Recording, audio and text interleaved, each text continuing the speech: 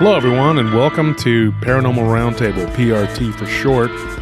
My name is Josh Turner, also known as Wolf. And my name is Tony, also known as Mushu. And you may call him Mr. Mushu, and you can call me Mr. Wolf. It's Mr. Professor Dr. Mushu.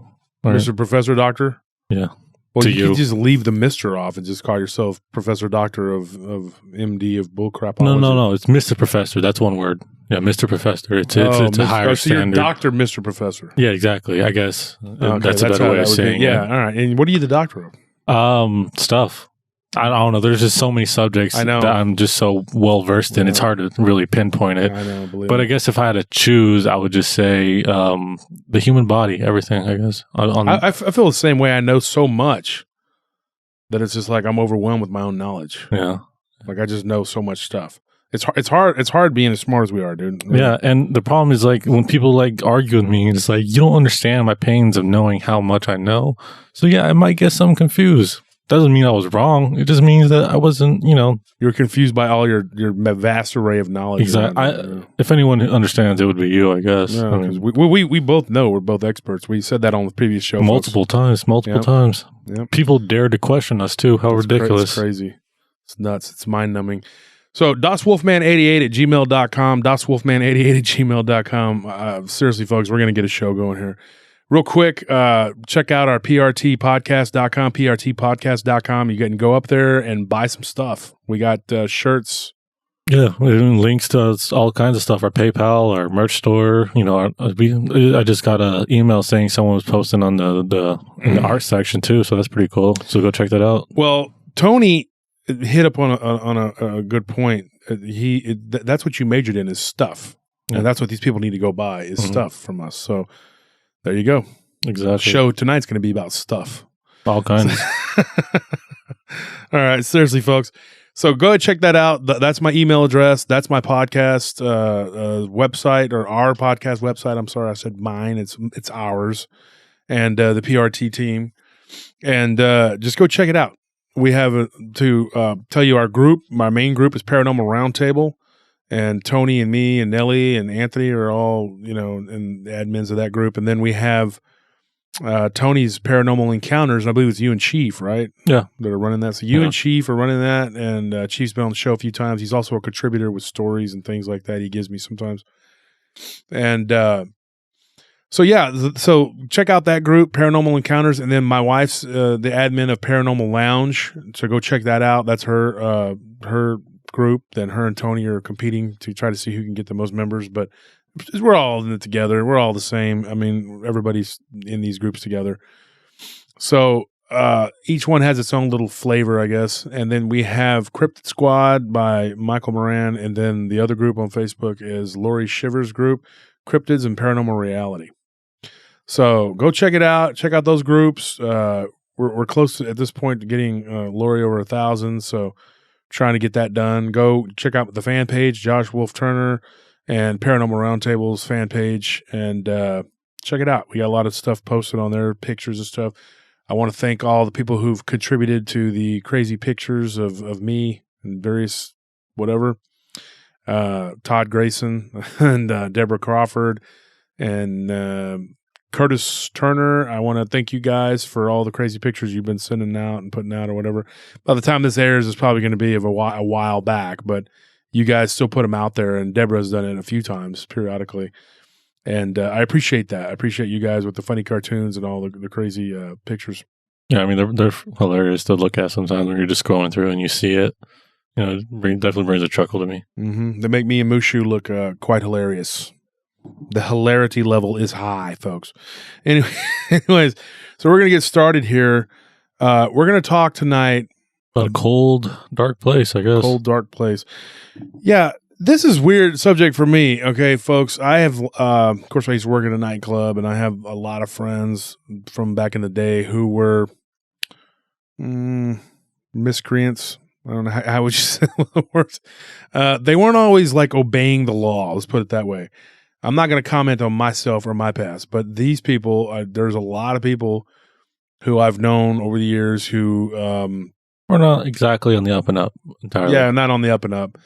And one of the stories that I got, which I may not be able to tell tonight because it might take up the bulk of one show, maybe not an entire show, but and that involves a guy that was a cat burglar, a friend of mine, and a paranormal experience that he had in breaking into someone's house, which is something he shouldn't have been doing in the first place. I'm not big on thieves, folks. I hate thieves. This is the only friend that I've ever, or not really, I don't call him a friend, but acquaintance or somebody that would come to the club. Yeah. And he was always talking about his exploits. And he was a friend of a friend, a really good friend of mine, knew this guy. And he had told me about that this guy legitimately did that. He would break into houses. He knew how to disable alarms. He was a messed up dude. And then there was something that he witnessed, which was criminal, which I'm not going to get into on the show. But and Tony, you probably know about that. Yeah, you've told me before. Yeah, it's a crazy story. I'm sure your stepdad told you too. It's an old story. But anyways, he witnessed something very paranormal. And so at some point, and then of course he did end up actually going to prison at some point for a few years. But you commit crimes, you do the time. Yeah, that's right. So anyways, at some point I may tell that story, but I'll get into that at another time, just kind of giving you a little advertisement on that one. It's a pretty good one. What I'm going to talk about tonight are stories that I've gotten from various people who have been in I should say, people who've been in various prisons around not just the state of Texas, but different places. I don't know what the parameters are exactly about naming these places, so I don't know if I should be naming the prisons. Better safe than sorry, I guess. Yeah, I guess maybe we shouldn't do that because I can tell you exactly which, at least 4 or 5 of these, which ones they were at. But so I think if we just, are they all in Texas or just all but like one or two, actually. I was just going to say maybe we should name this. But I have a lot of them. I have enough for probably 2 episodes, but I'm going to at least bang out an episode with this, and maybe we'll come back to this topic later. And once we've gone through this whole bevy of topics, then eventually we'll redo it because we'll have every time I do a topic, folks, I get a fresh batch of stories. They come pouring in from people that are like, "Oh my gosh, this is something that happened to me," and it creates new threads. So we just keep pulling, and the fibers just keep coming, like a cheap sweater that just keeps falling apart in your hands. So the threads that I'm talking about, the prison stories I got, these are some of them are pretty crazy, man. Like, I don't even know where to begin. I just was like, hey, I was going to lead with this one, but then I thought maybe I should leave this other one. But I can tell you some crazy stories. And then I got one pretty crazy story about prison that I'm going to leave with you on for another episode. A buddy of mine had a cellmate that told him a really crazy story, and I'm going to tell that one in another alternate realities show that we're planning to do soon. So I'll be looking for that one. But these here that I'm going to tell tonight, I picked some of the better ones that I've heard over the years. And believe me, I've heard a lot of them. I've had friends that have gone to prison and have gotten flesh-eating bacteria. They ended up with staph infection that recurs constantly. And they've been bitten by brown recluse spiders and black widows. And they've seen people get their heads caved in. They've seen people get shanked and just riots. In the horrors of prison. All kinds of stuff. Yeah, it's terrible. Some of the things that they've told me. And we're not going to get into all those, but what we're going to get into is the paranormal aspect of it. When you go to prison, okay, and I haven't been there, but a lot of people I know have, including people that are very close to me, that when you go to prison or jail, either one, you spend an extended period of time in jail or prison. Texas prisons in particular are pretty tough. And there's a lot of stuff that happens in these prisons. There's a lot of violence that takes place. And some of the people that I've talked to over the years, and I'm talking of years and years, going back to when I was a young teenager, just talking to people that, that in my neighborhood, they would get locked up and they'd come out and I'd ask them, what was it like? I've always been very curious about a lot of things. And like I said, they would tell me these horror stories, but sometimes I would get some weird stories out of them, like these weird paranormal stories. Because people die in prison. People die, and sometimes they die of natural causes. People will literally just live their life sentence out in prison and die. They'll just stop breathing because that's their fate. They're just going to die in prison. And then there are people who die in worse ways. They are violently killed in prison because that is something that happens frequently in prisons. And I think that what happens when blood and emotions saturate the environment, the physical environment, it leaves an imprint, a residual, yeah. And so some of that could be chalked up to that, but I think also there are vengeful spirits that kind of linger. And I think that demonic entities can be attracted to the blood and the violence and whatever, and just kind of come and stick around. What are your thoughts on that, Tony? I mean, I feel like if there was going to be a place for, demonic entities to thrive, it would be a place where there's so much hatred and there's so much anger at either what's going on to people or at other, aspects, either, in such a confined space too, where you have so many people just put together and it really just is like an emotional stir pot basically. And it just like if I was a demon and I wanted to feed on something, that would be a good place to go. Yeah, especially negativity, hatred, anger, all that. Prisons are also very highly racially divided. I mean, that's pretty much it. It's a microcosm of the worst society. I mean, it's pretty much. So without getting too far into the whole social part of the prison and all that, I'm going to get into a story here. And this took place in a prison here in Texas. That's all I'm going to say. I'm not going to say where or who it was. They also are not, I don't know that I would have permission to say any of these people's names, but this one was pretty interesting. I'm just going to start off with this one. There was a guy that was in prison, and his cellmate was took medication. He had heart problems and everything, and so they were constantly going into the room to bring him out, give him his meds every few hours, whatever, because he had heart problems or whatever.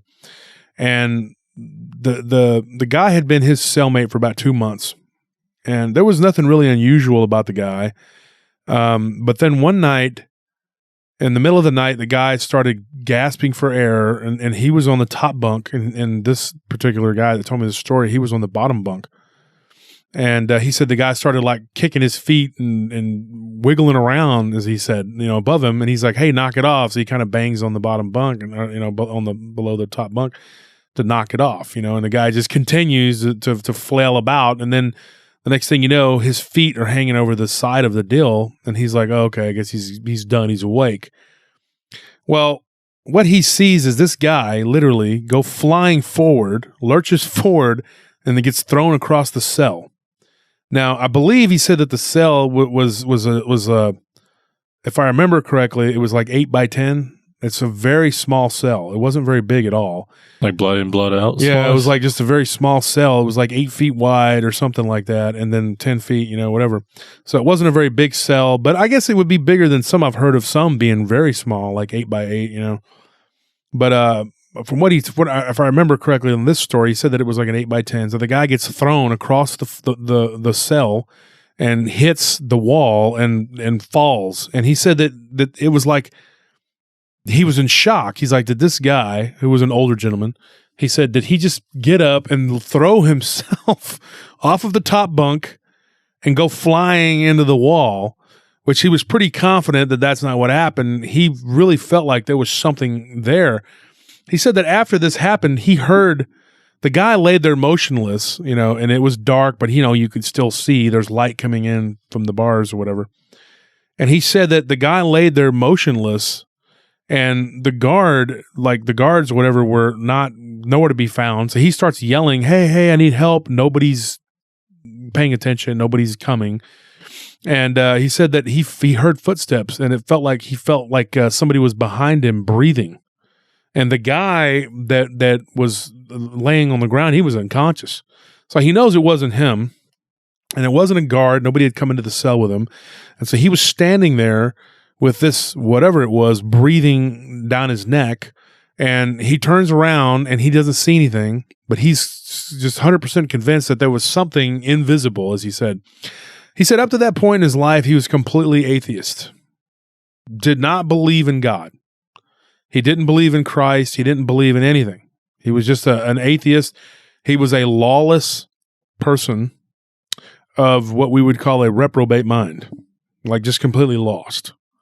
So did not believe in anything, had not had, as what he says, no paranormal experiences up to that point had ever taken place in his life. And he said that this was an incident where he witnessed somebody being attacked, and what he described was an invisible attacker. Now, what proceeded to take place was like he heard this breathing in the cell, and he felt like you could hear and almost feel a heartbeat, like boom, boom, boom, boom. He said he felt it. It was like palpable, you know? And he said that what ended up happening was this guy that was laying on the ground began to be drugged across the cell. And then the guy looked like he was flipped up, like somebody was puppeting him and lifted him up. And he said it was literally like watching an invisible person attack this guy. Now, he said that what happened was this guy's arms were moved out, straight out to his sides, and that he was lifted up. If I remember exactly how he said, he was lifted up and then slammed 2 times against the wall, cutting the guy's head. And I guess at some point the guy woke up while this slamming was going on and was screaming for help. Well, eventually he just stood there in shock. He didn't know what to do. The guy telling me the story. Eventually the prison guards came up and they were like, "What the heck?" And they thought that he was attacking the other guy, but he backed up and put his hands up and he's like, "I'm not doing anything." And the guards were unlocking the door. He said that they stopped in mid motion and stood there staring at this guy off the ground, a foot off of the ground, being thrown into the wall and being held there, what looked like by invisible hands or arms. You could even see the indentions into his shirt. And he said that, or into his suit, you know, whatever. And that these guards witnessed it. They saw it. And he said one of them was a guy that was a African-American guy. He was a good friend of his. Like he had known the guard, had been there for 3 years and known him very well. And they had talked about it later on, you know, and this guy had to tell, you know, his boss what they saw. And that, you know, so they wouldn't charge this gentleman that told me the story, they wouldn't charge him with assault. Well, after that, those prison guards told the truth. One of them got dismissed, just outright. And the other one took his story back so he could keep his job. And, but the other guy eventually got rehired. They brought him back or whatever. According to the guy that told me this story, I wouldn't call him like a friend, but he was an acquaintance. He had told me that this cell, he had been in this cell for about 2 months. In that particular cell, like he had been in prison for a while, but he was in that particular cell for a couple of months. And it was actually an upgrade from a cell he had before on another unit, which was really bad. So he liked that cell was like a good cell, you know? So here's what happened. Okay. There's more to the story than meets the, I guess, ear, as you would say. Because, you know, it's hard to wrap your mind around what this guy's telling me. Now, common sense would dictate that if the guards hadn't come and seen the guy hovering off the ground, they're just going to automatically say this guy assaulted him. And I'm going to think you're lying and you probably beat this guy up. So you make up some cockamamie story to try to get out of it. That's not unheard of. And in fact, according to what I've heard from a prison guard friend of mine who I've known, about 2 or 3 of them that have been prison guard friends who gave me stories too, by the way, at least 2 of them. They told me that happened all the time. People get beat up and with the doors locked and they're like, well, I didn't assault this guy. He threw himself up. He slammed himself into the toilet and busted his head open. That fool's crazy. Well, that's not what happened with this guy. There was witnesses. No. Okay. Thankfully for him. Yeah, thankfully for him. He didn't get charged with anything, but the bosses wanted to, you know, they wanted to charge this guy with something because this guy got roughed up.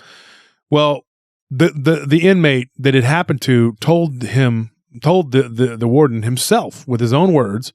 He goes, something attacked me.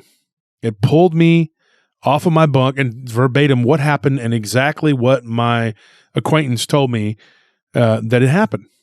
His story matched. And so they thought maybe this guy was afraid.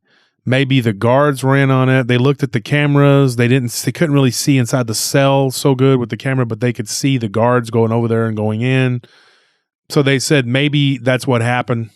They couldn't explain the camera footage. You know, the guards were there looking. I mean, there was no way that they could say that this didn't happen because the guy said this is what happened, and the guy that it happened to said this is what happened. The guard said that's what happened, but they weren't convinced. So they sort of interrogated him over and over again to try to get him to say that he actually assaulted this guy. Because at first when the guards came in, all they saw was his back and then that guy against the wall. So they're hinging everything on that report that they got. Well, here's what happened. The guy tells him that what he believes had happened was he had crossed some guys from a Mexican prison gang. And there's different ways to skin a cat. So I guess these guys, they couldn't move on this dude the way they would like because he was a somebody from the olden days with a Aryan gang. And he was still sort of protected. Well, the guy that I know, said the guy barely spoke. He saw his tattoos and saw that he was with this other group. And so he knew that he was, but he never talked about it. So he never asked the guy. And the guy spoke very little, and he was old and he was on medication. And this guy, luckily, he told his outfit, that he was associated with, hey, this guy didn't do this. This was, he told his cellmate, the guy that told me this story, that very matter-of-factly, he told the investigators, he told the warden himself, he told everybody that he had a curse put on him by another gang, by a Mexican prison gang for something he had done a few years before. And when he ran into a couple of the guys that had ended up in that unit where he was at, they did a black magic ceremony on him, like a brujo or bruja would do, like a witch. And they did this curse. They put a curse on him. He didn't see anything. Like the guy told my acquaintance that he did not see an entity grab him. But the night before, he witnessed a shadow like move across the wall that had red eyes and that it was staring at him. And so that he suspected that something had happened. And he told my acquaintance, contact, that he knew that these guys were capable of doing this because he had seen it before in another prison where he was at. Now, he claims in that other prison, this one is down near Houston, on the other side of Houston. He claims in that prison that he had ran into some of these people and that they took care of people like that. They would literally pray to this demonic saint, and that this evil saint, whatever you want to call it, would send somebody to dispatch you, like a demon. And this particular one that attacked him was an invisible one. He said, but he could feel it, he could smell its breath, and it was like rotten flesh, and that he felt like what were like talons on the end of this of invisible hands, and that it attacked him in the cell, and that of course the guy witnessed it and everything. And it was like such a crazy story, and this guy told me, this is the only story that this particular person told me or ever told me. And we were actually at a buddy of mine's house and we were playing quarters, like whatever. Well, this guy didn't drink and we were playing quarters, but they were having a card game going and they were playing Texas Hold'em and whatever. And we got into the subject of weird stories. Well, my buddy said, hey, Wolf, he collects crazy stories and he likes to retell the crazy stories and he's into all that weird stuff. He's into that weird crap. That's like his hobby. And so this guy goes, well, I got a crazy story for you. And of course, this guy had been in prison for years. He'd spent like 7-8 years in prison. And the guy that happened to was a lifer. He had been in there for a long time and he had been in different units and different prisons, whatever. They'd moved him around because he was a gang member. And so, yeah, he was convinced that he was cursed, that they had put something on him. Well, they separated him and that guy because of obviously that's something they and he did get put in a cell on his own and he got attacked again.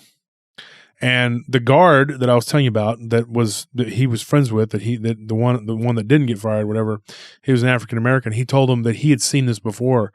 Of course, he called it a haint when he was working at a prison in Louisiana.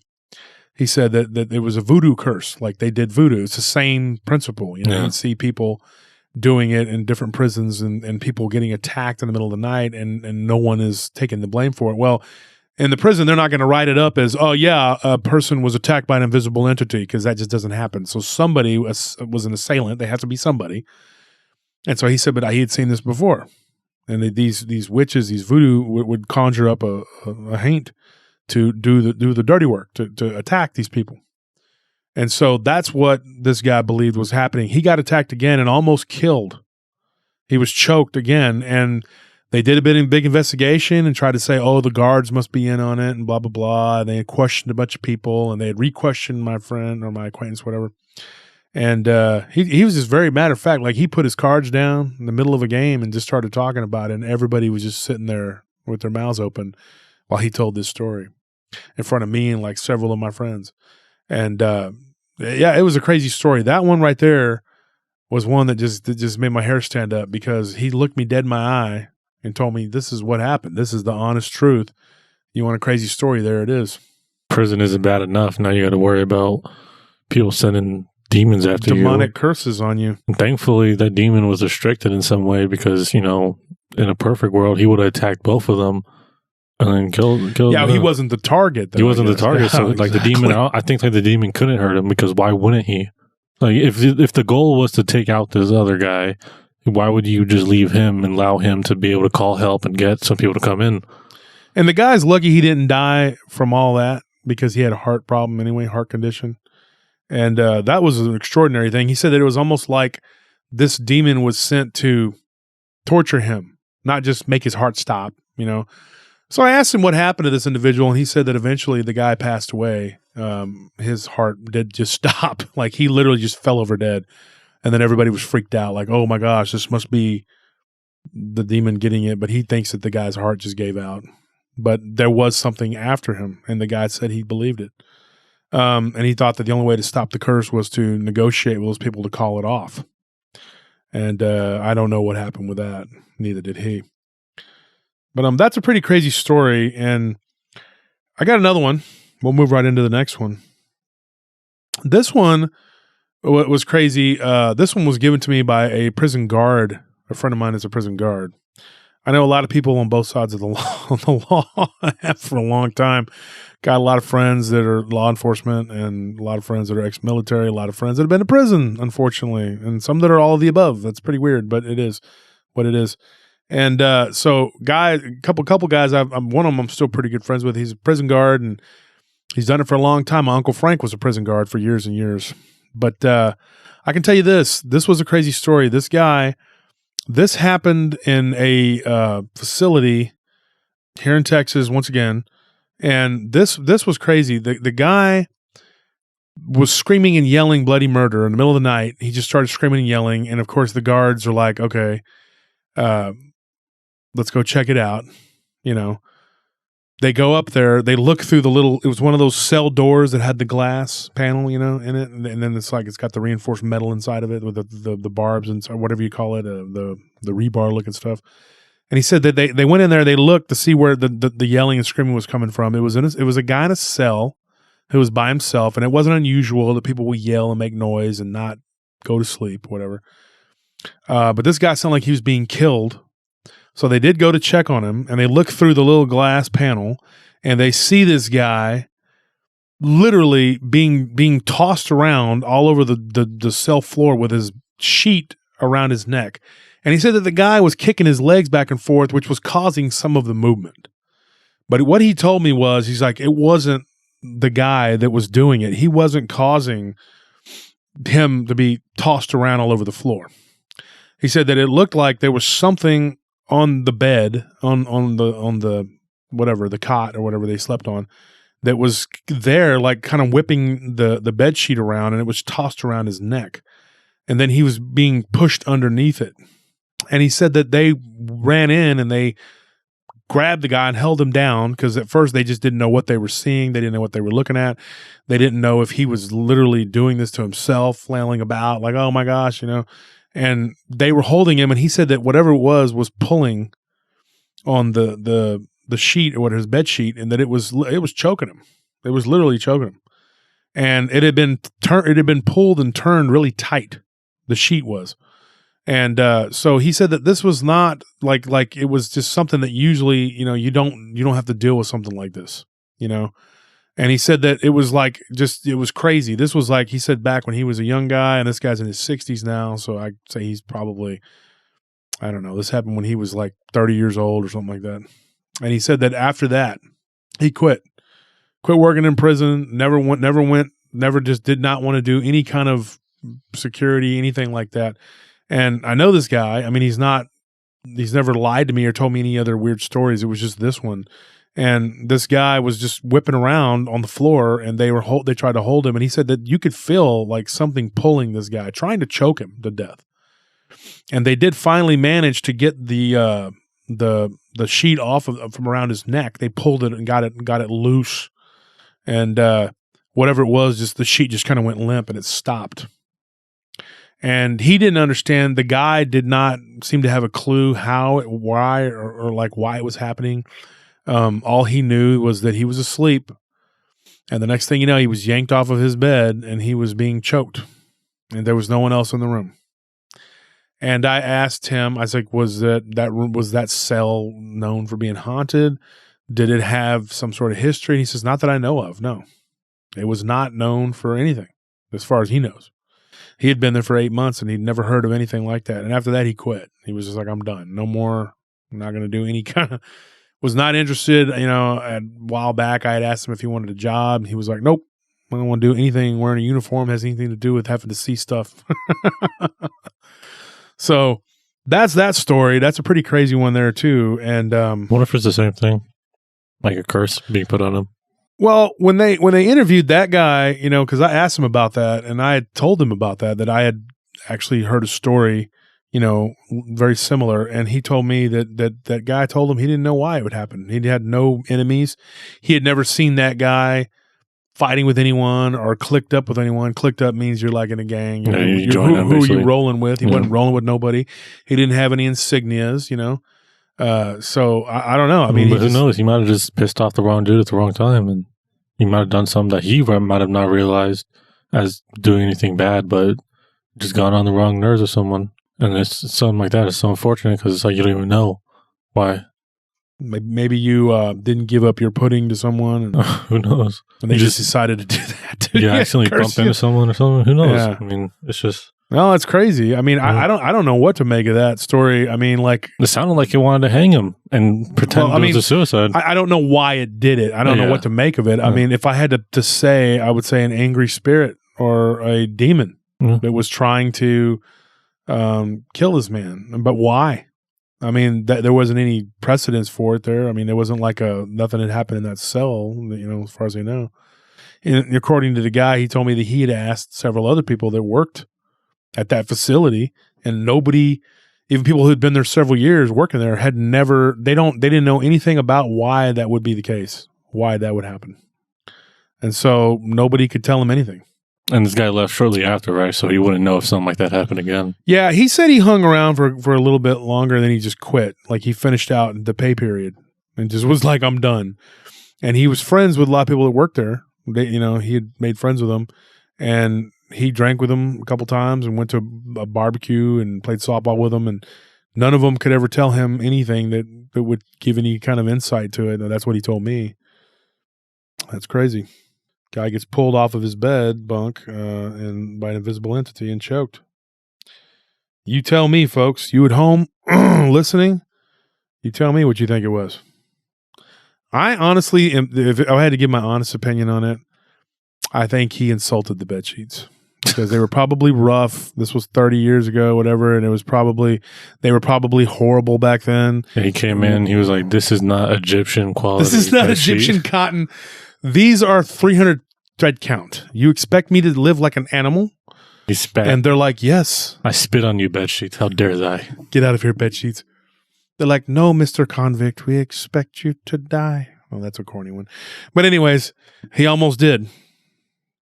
So here's another one from a prison guard. And this is a guy I've known. Used to go out with a girl that I knew back in high school. That's how I met him years ago. We were working out, and he came up to me, and we started shooting the breeze, and I was at the gym, and I started working out with this guy. He was a guard. He was working at the jail or whatever, a jail. I'm not going to say which one, but one here in Central Texas. And he claims that it was haunted.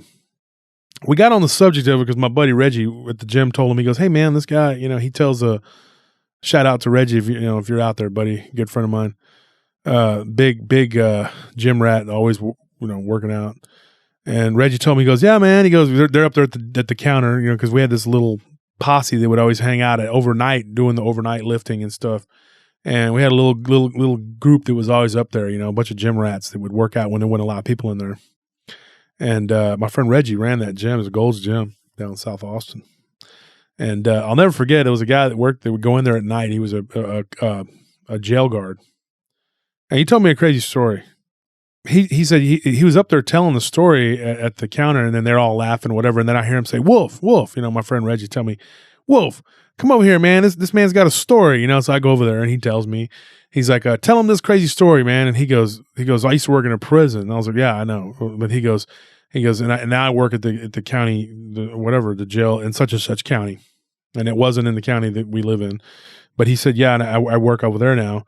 And so he told me that it's haunted. And I asked him, like, how is it haunted? He said that he literally would watch the cameras and that there was a cell that was haunted at this prison. And he said that what they would see would be these like shadow looking entities that look just like people.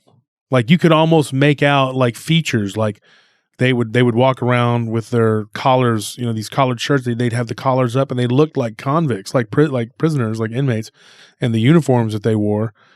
But they would walk around in particular this one cell where there had been a homicide. Somebody had been killed in there, and that you would see them walking along the wall, and they would go into the cell, and sometimes they would be moving along the wall. And he goes, and in particular, you could see them on camera. And they were telling me this, he was telling me this crazy story, and everybody's all like, man, that's crazy. That gives me the chills. Well, I heard so many of these stories over the years, and it didn't shock me at all. And when he was telling me about that made a lot of sense, because I know that I have personally, on more than one occasion, seen something on camera that the camera picked up that my naked eye did not pick up. One in particular, when I was working at a bank tower downtown, it's still there, and it's called something else now from when I was there. But yeah, I would see stuff on camera. The guards had all kinds of crazy stuff on camera. I'm going to talk about that in building one of these days. And this guy told me that he would see these shadow-looking entities walking along the wall, or like they were walking and they were in the wall. Let's put it that way. And you would see them straight up with your eyes. But he said that on camera, you would see them. Sometimes you would see them moving around like people. And they would go in and out of this one cell. And he said that when he was there, he had been there for about 6 months at that point, when he first had a run-in with one of these things, like face-to-face run-in. He said that they could not keep anyone in those cells because they would be harassed by these shadow people. But he said there was more than one of them, and they would be like 1 or 2, sometimes 3, and that they were doing a routine check one day. And when he was in that particular cell, which they called the haunted cell, him and another guy were checking for contraband, and they look up, and just right there in front of them was a 6.5 foot tall entity, or a black shadow. They could make out the features. He said you could even see like the hair, the way the hair looked, like how they had hair, Yeah. And he said that it was just moving around like a person. You could see its arm moving and its hands, and it looked like it was making gestures to them. And he said that it was just like it was in the wall, and it just like came out of the wall, and it was just standing there on one side of the bunk bed, and right there by the bunk. And he said that the inmate was just freaking out and was like, "Dude, man, that's why I want to be here. This thing's gonna rape me. This thing's gonna kill me. It's gonna do something to me, And so he was just like, oh my gosh, this guy was freaking out. He can't, like, what are we going to do? This dude's afraid that, this entity, so he had to write in his report, like this guy was wanting to transfer, and he felt bad for the guy. And so he told the truth. He put on the, like the inmate request transfer. We witnessed something. So then he was talked to by the warden and told, we don't talk about that. We don't write reports up like that. We don't mention that exists. We don't acknowledge it. So basically told to shut up, and the request to be transferred was approved, but not based on his report. because he was warned literally that he would be terminated if he wrote another report like that, because it was basically false. It was like just a bunch of, gobbledygook, a bunch of, whatever, a bunch of phooey. So they had an interest in keeping it hush hush what was going on there. It's a crazy story. That was the only crazy one he told me. There was another one he told me, but it was wasn't real. It wasn't as in, like whatever. Basically that one night when he was doing his rounds, that he heard someone yell from one of the cells, and when he looked in, there was nobody in there. Like somebody had yelled his name, yelled his last name. That's pretty creepy. But and he turned and looked, and there was nobody in there, and he was just like, okay. And he said that when he was staring into the darkness, he thought he saw like something move, but he said it might have just been his eyes, and so that he just backed up and was like, "Get this." So moving on from that story, unless you have any thoughts. No, I mean, it just seems like the whatever it was mad because he had some stash in that room, and he was like, "Yo, these guys are about to check my stuff." So he was gesturing him like, "Hey, don't come over here." That's the only thing I can think of. I don't know why a 6-foot tall black shadow would come out of the wall and just be like standing throwing there. up signs and stuff. Like, what are you doing? Well, I don't think he threw up signs. He said you could see him moving his hands like he was talking. He was trying to talk to them? Like he was trying to communicate. I mean, I don't know what to make it. I mean, you tell me. I mean, I can't imagine him to be in a cell like that. No, not only being the prison guard. I mean, like he got to go home. Yeah, the inmate. Yeah, but being the inmate, you're stuck there. And I mean, that's a story. That's a theme that has come up over and over again when I've gotten these stories from people. And unfortunately, fortunately or unfortunately, one of my really good friends just got out of prison not too long ago. He was in there for quite a while, and I've only talked to him twice since he got out, but I was planning on asking him about some weird stories because this wasn't his first go round, and the first time he had told me kind of a crazy story. And here's what happened to him. But this is the only story he had told me previously. I'm going to talk to him again at some point and see if I can get anything else. But he had told me that a lot of weird stuff happens in prison, and that people had told him a lot of crazy stories. And he told me a couple, but it would just be telling a secondhand story from someone else's you know what I mean? Like he heard a story, and then I'm telling a story he heard. So it kind of gets watered down. But this one happened to him. He said that he was asleep in his bunk by himself, and that something reached up and grabbed his ankle and shook him awake, and that he woke up and he looked and there was nobody there. And he said this happened periodically, like at least once or twice a week. And he said that at one point it happened 3 times, like in 1 week. Like, and that was all that ever happened to him, was just that, which is something was always grabbing him, shaking him, waking him up. But he said that the only problem was it was just annoying. It was annoying, and it was waking him up. But as far as what happened to him, that's all that he had told me, anything that had happened to him. And that's kind of like, that's not real, eventful or whatever, but it still sucks. I mean, and it still gives credence to the idea that these prisons are haunted and that something happens in these prisons because of all the crazy stuff that happens. And he did say he was at Chow, when he first got there, and they were like, "What cell you got?" And then this guy was telling him, and he's like, "Oh man, dog, you got the haunted cell, fool." Like he told him that, like at Chow, like, "Oh man, you better watch yourself, man. That cell's haunted, man. He'd be grabbing people." And then it did. It literally happened to him over and over again. But he said other than that, like sometimes when he was in there, he'd be writing or something, and he would feel like somebody was behind him, breathing on him, like breathing behind him or whatever, but he would look and he didn't see nothing. But he said he never felt like anything. It was like malicious, like evil. He said it wasn't like something evil, dude. But anyway, I will be eventually getting some stories from him because I know that he told me he had some stories. But here's one that was pretty crazy. This one was told to me. This one actually happened out in California. This was in a really bad prison, and this happened to this particular person. He was a friend of mine's dad, and he had gone to prison. And it really, really shocked me when I found out that he had gone to prison because he had a business. He was, but when he was young, I guess he had stole a car, and he got chased by the police, and he crashed it, and then he ran, and a bunch of stuff happened, and he got put in a facility. And then he got into a fight with a guard in the facility, and from there he ended up getting so it just kind of snowballed. So he ended up in a few years in the joint. And by talking to this guy, I mean, he was very well read, spoke very articulate. I couldn't believe that my friend's dad had gone to prison. He was always outside shooting hoops with us. People change. Yeah, he was very much a changed person. But I always thought he was really cool, man. He was like the cool dad, you know, like he drove a really fast car and he'd let us like get in the car with him. And he even let me drive it once when I was like younger than I should have been. Steer it. Or Yeah, I was like driving it, whatever. And so he was pretty cool. We were young teenagers and we'd go hang out over there sometimes. And they actually lived in a house that had some weird stuff happening, seeing the shadows and all that stuff.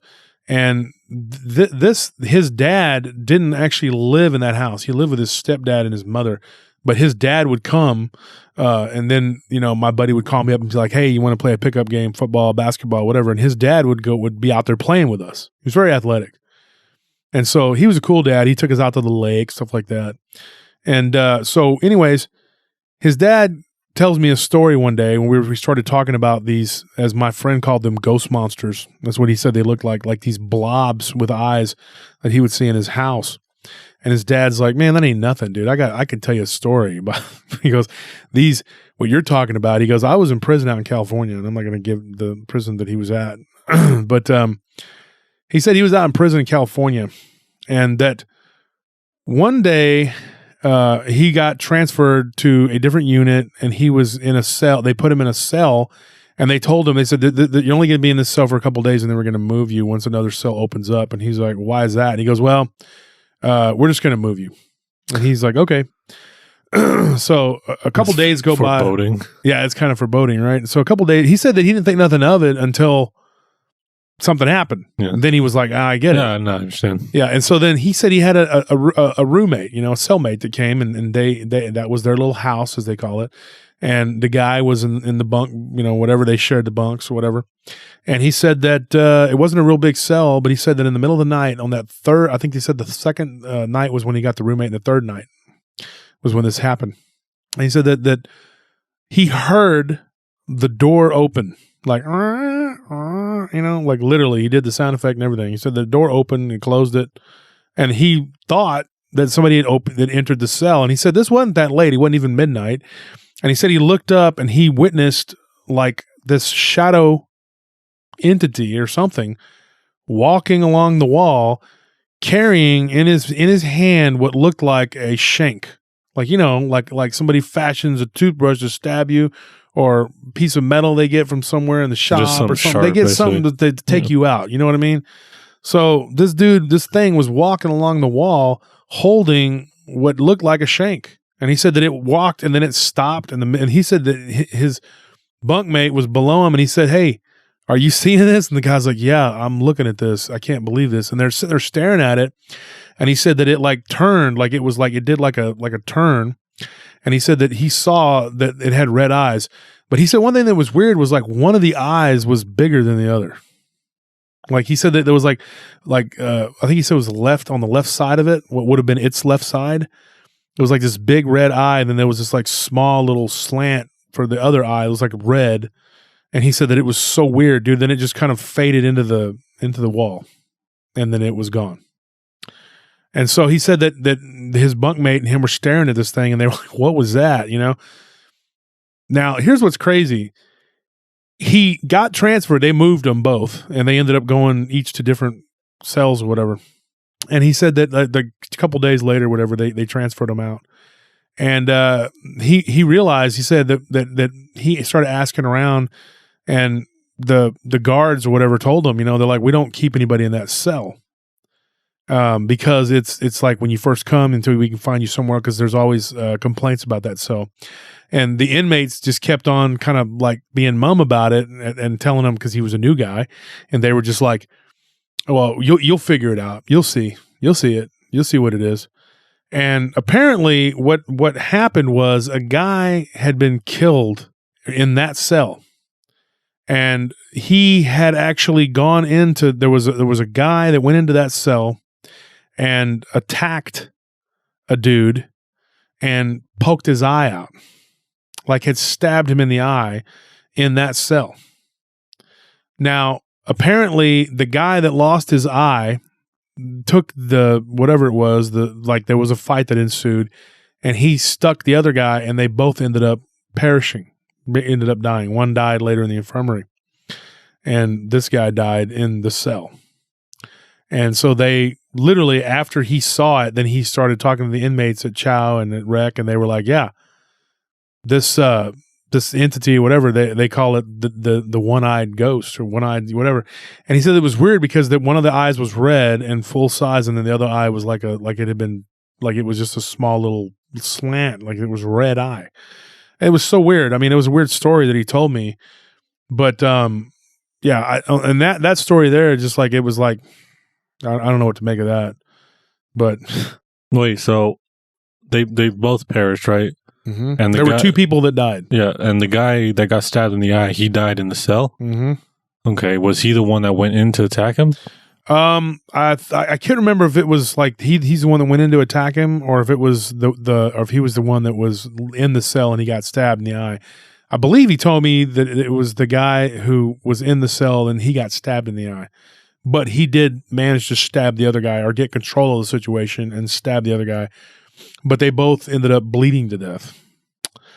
Yeah, so chaotic nature of prison. Yeah, and it leaves us staying. And folks, that's why you don't want to go there. It's not a place you even want to visit. But who knows what will get attached to you? But I can't. The recurring theme seems like the wardens who know it always seem to want to keep it hush hush. Yeah, they don't want to go. Well, because they don't want to put in a report that somebody is being beaten by an invisible ghost. Like, nobody's gonna. How are you gonna take that up to the higher ups and tell them, yeah, okay, this is what's happening in our prison. People are getting attacked by ghosts. Nobody. It's like an unspoken thing. It happens. Apparently, happens in a lot of prisons. It's, people see spirits, they see ghosts, they feel things and they see things. One guy told me a story. This isn't a real long story, but he was telling me that he was in a jail down in South Texas, very old, rustic, very, very not up-to-date facility in a small town. Now, folks, you go to jail in Texas and you go into a holding cell before you go to county. I can tell you right now. Now, before you say anything, I've been in jail twice. I've been in jail for a parking ticket. And I got arrested for not a parking ticket. I'm sorry. I got arrested for a warrant I had for a traffic warrant. Traffic violation. Yep. And I got put in jail for littering and disorderly conduct. I can't remember what it was, but I was in there for like a day or two, and then one time when I got arrested, I had to spend the whole weekend because the judge ain't there to let you, whatever. So they just kept me in there.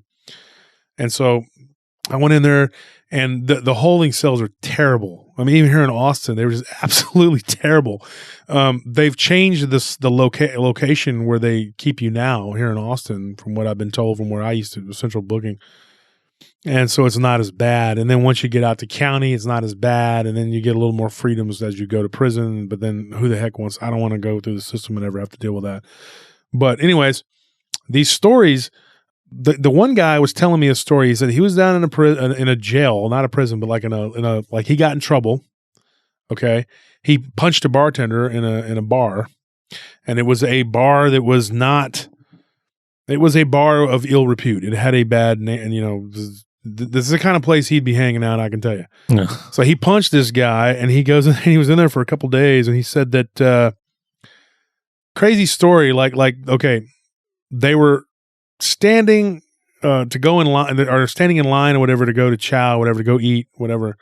They didn't have the little where they bring you your trays or whatever. They let them come out, and they would all just go eat at this little picnicky type area or whatever, and they would handcuff them to the whatever. So anyways, he said this was a long time ago too, so they did things a little differently, I guess, and it was a little podunk town. I'm not going to name the town because I don't want them suing me or something for talking bad about them. But he said that they brought them all out. There was about 4 or 5 guys, nobody was a felon. They weren't in there for killing anybody or doing anything like that. It was like disorderly conduct, fighting, public intoxication, whatever. And he said that they were all sitting there at this little picnic type table in a little courtyard, and they were eating. And he said that they saw this like black fog, like a black mist. It looked like a little cloud.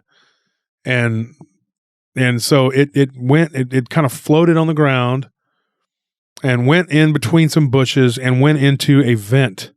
When it went into the vent, okay, like they said that it like it disappeared. Like it was like smoke or vapor, and it just kind of disappeared. Like it was like you could still see a little bit of the vapor kind of like hovering around the vent. And so he said that a couple of the the cons that he was, or the jail guys, I don't know what you would call them cons because they weren't cons, but the guys that he was in jail with, they were like, hey, they told the guards, they're like, hey, this some black cloud thing just went through the vent. And the guard just was like, yeah, it'll be all right. Don't worry about it. Just eat your bologna sandwiches. Shut up. Literally told him just like that. Just shut up, man. Eat your bologna sandwiches. Shut up. Don't worry about that cloud. It ain't hurting you. Just shut up. Well, he said as they were walking back out into the hallway to go back into their cells, this is what he said happened. He said that he was one of the first ones to go into his cell, so he didn't actually see this with his own eyes. But he heard the other guys getting panicky and start to yell and scream and freak out, and he saw this commotion. So he came back out of his cell as whatever it was all he saw was the black mist going back into the vent. And he said that one of the guards came up and was like, "Y'all be quiet, y'all get in y'all cells," and started pushing them back into the jail cells, whatever. And it was like, I guess, he was like, if y'all going to act like that, I'm going to make y'all eat your lunch in your cell, And he had his suspicions as to why they even bothered to let him out. He thinks it was because they didn't want to have to clean up the mess inside the jail cells. And so anyways, he said that the jail cells were full of roaches and it was just horrible. It was like it should have been from the 1800s or something, And he said that this thing had come out of the vent. He said that it looked like black with little pointy fingers or whatever, according to the guys that saw it, because he didn't actually see it, like he went into his cell, that it had like little pointy fingers, like almost like talons that were sticking out of the fingers or whatever, and that it had like a skeleton head, and it just looked like half of a Grim Reaper coming out of the dill. And he was like, "What the heck is that?" Like nobody could, Well, here's what one of the guards told him. Like he finally got released, whatever. And he said that he actually went and he took care of, like, he got a ticket or something. He had to pay a fine or something. It wasn't a big deal. He didn't get a charge with assault because him and the guy were both drunk or whatever. And the guy didn't press charges. And so they let him go. And he said he ran into one of those police officers and he went to go eat somewhere and he saw one of them that was there the day that happened. And he said that he asked that guy, he goes, "Hey, man," he goes, "I was in jail or whatever, and you were working there, and the guy's like, "Yeah." And he goes, "What was that black shadow thing that went into he goes, "Man, that thing has been around for a long time." He said that we try, he's like, it just comes out of nowhere at any given time. There's no set time that it comes. There's no pattern to it. He said, but the most terrifying incident that's ever taken place with that creature entity was when there were some guys that were there. There was only one inmate at that time, one guy in the jail, and there were two guys that were there, and they all three witnessed this thing come out of the vent and began to morph into like a shape, like a solid human type shape, but it looked skeletal, but it was black. It was all black, and that it began to crawl on the ground, like it was crawling, like it was trying to gain like a form. And he said that it was like it was starting to go from being like skeletal to like flesh, but it was all black, and it was still like very much like a vapory cloud. He said that was the most terrifying of any of the incidents he's ever heard of this thing. He said it got about halfway down the hallway and then it just dissipated. I don't know what the heck to say to that. It seems like it's some kind of spirit that's trying to gain a form. Become actual like like trying to enter corporeal, yeah, trying to enter our plane or whatever. Yep. And folks, that's all the time we have for tonight. And like I said, we left a lot of meat on the bone. No pun intended. But we left a lot of meat on the bone for these stories. And we'll get back to this subject because I have a really terrifying one, and I have one that I'll be talking about on the alternate realities episode. I was just thinking, as bad as the prisons that we, have to experience, like the lawlessness that sometimes can happen in prison.